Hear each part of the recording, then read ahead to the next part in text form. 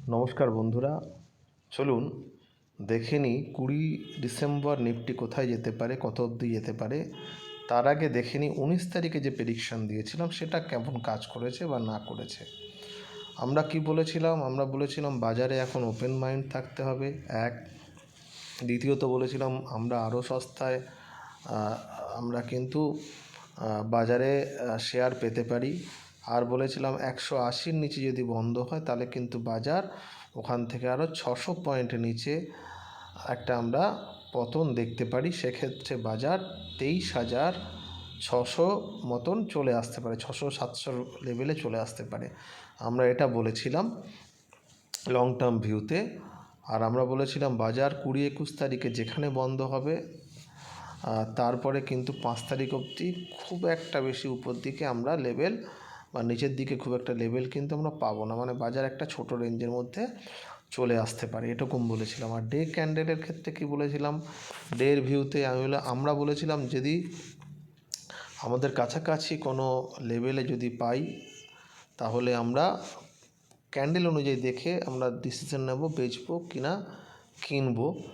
আমাদের লেভেল আমাদের বলে দেবে সেটা, এটা বলেছিলাম। আর কি বলেছিলাম? যে বাজার যখন 180 ভেঙে 120 যখন ভাঙবে, 120 ভাঙলে 24,000 52-54, আর 24,000 যদি ভেঙে যায়, 24,050 যদি ভেঙে যায় তাহলে আরও 100 পয়েন্ট নিচে আমরা 930-এর কাছাকাছি আমরা দেখতে পারি, আমরা এটা বলেছিলাম।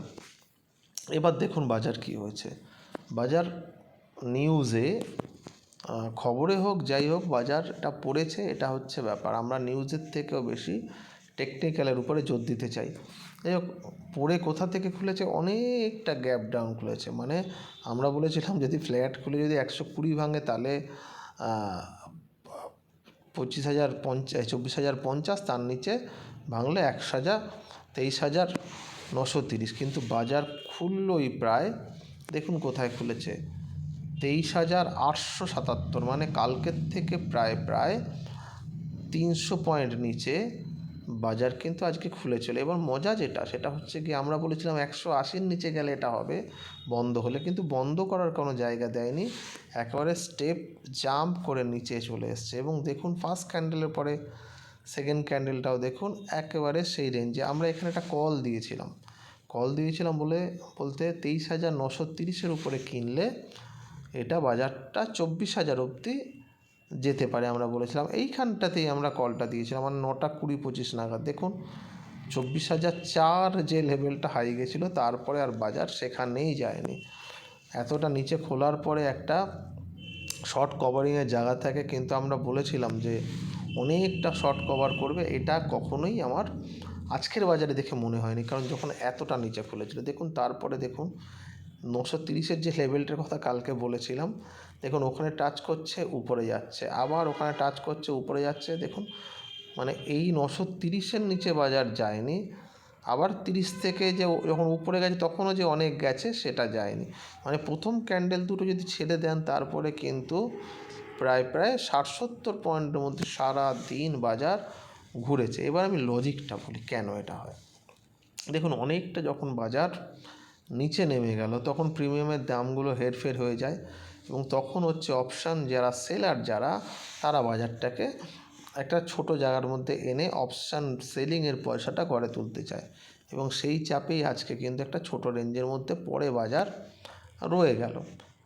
এখন যেটা বলার যে এখন কি হবে, আমি বলেছিলাম কালকে যে ওপেন মাইন্ড থাকতে হবে। বাজার দেখে মনে হচ্ছে না যে খুব মানে যে গতিটা ছিল সেই গতিটা কিন্তু ব্যাহত হয়েছে। এটা আমি কালকে পরশু দুদিনই বলেছি, আপনারা ভিডিওটা দেখে নিতে পারেন। এবার দেখুন কি করণীয় হচ্ছে, যদি এই জায়গার মধ্যে কোথাও খুলে কিচ্ছু করবেন না, কালকেও গ্যাপ আপ বা গ্যাপ ডাউন কিছু একটা হওয়ার সম্ভাবনা আছে, কারণ বাজার কিন্তু আর ফ্ল্যাট খোলার জায়গায় খুব একটা বেশি নেই। তাও আমি ফ্ল্যাট দিয়ে আরম্ভ করি, তারপরে বলতে বলতে যাবো যে কোন লেভেলে গিয়ে কীরকম ট্রেড করা উচিত। যদি ফ্ল্যাট খুলে গেল বা 23,930 থেকে 950, 60, 70 যেখানেই খুলুক, 400-র উপরে যদি 5 মিনিট চলে, আমি আবার বলছি 24,000 এর উপর যদি 5 মিনিট চলে তাহলে হচ্ছে 24,050, 24,060-এর উপরে মানে 50-এর উপরে যদি 5-7 মিনিট চলে তাহলে কিন্তু 122 এবং এটা খুব তাড়াতাড়ি দেখতে পাবো। আর যদি 130-এর উপরে যায় তাহলে কিন্তু আবার 180 এবং এই পথটা অতিক্রম করতে কিন্তু খুব সময় লাগবে না যদি বাজার একটু পজিটিভ থাকে। যদি সকালবেলায় দেখলেন 30-40 পয়েন্ট উপরে থেকে গেল আর 9:30-টার পরে সেটা কন্টিনিউ করলো, তাহলে কিন্তু কালকেই একটা শর্ট কভারিং দেখতে পারি। এইবার যেটা উল্টো দিক মানে নেগেটিভ দিকটা বলি, বাজার যেভাবে পড়েছে এবং আজকে যেভাবে বারবার করে উপরে যাওয়ার চেষ্টা করেছে পারেনি, কিন্তু নিচেও খুব একটা আসেনি। ফলত নজরটা আমাদের একটুখানি কি বলবো নিউট্রাল রাখতে হবে। কিন্তু বাজার যদি বাই চান্স মানে আমি বললাম দৃষ্টিভঙ্গি পুরো পরিষ্কার রাখবো, বাজার যদি আমরা দেখি 918 ভাঙছে তাহলে আবার 870-এর কাছে চলে আসবে।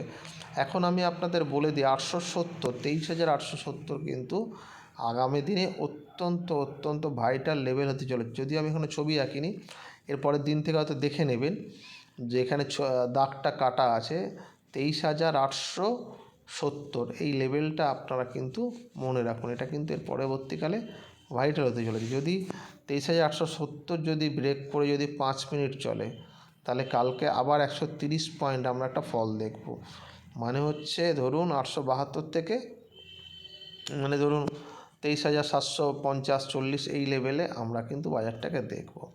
আর যদি 750 ভাঙে তাহলে হচ্ছে 650। আমরা যেটা বলেছিলাম যে 180-র নিচে 550-600 পয়েন্ট যেতে পারে, এই লেভেলটা অবধি কিন্তু একটা যাওয়ার সেক্ষেত্রে সম্ভাবনা তৈরি হবে 23,666। একটা কথা বারবার করে মনে রাখবেন, বাজার কখনও একইভাবে ওঠে না, একইভাবে কিন্তু পড়ে না। কোথাও না কোথাও গিয়ে একটু দাঁড়ায় বা উপরে গিয়ে রিজেকশান আসে তারপর পরে আমরা সেখানে সেল করতে বেশি আগ্রহী হব। যদি দেখি উপরে গিয়ে কোথাও রিজেকশান চলে আসে তাহলে কিন্তু আমরা সেল করতে আগ্রহী হব। ধরুন দেখলেন উপরে গেল গিয়ে চললো না, 122-এর কাছাকাছি গিয়ে চললো না, তখন কিন্তু সেল করলে এই লেভেল অবধি আবার আসতে পারে 929। তারপর তো আমি বললাম যে নিচের লেভেলগুলো ভাঙলে কিন্তু খুব তাড়াতাড়ি করে একটা ফল আসতে পারে। কালকে দুটো ব্যাপার হতে পারে,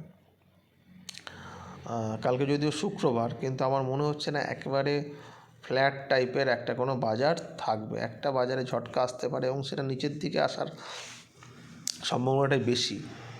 আমরা যদি 66% না 33% দেখি, 66% হচ্ছে বিয়ারে আর 33% হচ্ছে বুলে। যদি বাই চান্স কোনো ভালো খবর চলে আসে তখন কিন্তু একটা দ্রুত মুভমেন্ট দেখা যাবে। কিন্তু যে মুভমেন্টই দেখা যাক যদি লেভেল ভাঙে তাহলে কিন্তু একটা ফাস্ট মুভমেন্ট কালকেও দেখার সম্ভাবনা আছে। যদিও শুক্রবার দিন তেমন কোনো মুভমেন্ট থাকে না, কিন্তু আমার মনে হয় না যে কালকে এটা হবে। কালকে একটা চলো একটা গতি দেখতে পারি আমরা, ঠিক আছে। দেখুন লেভেলে যদি পান তাহলে কিন্তু আপনারা ট্রেড আবার করতে পারেন, ঠিক আছে। দেখা যাক কাল কী হয়।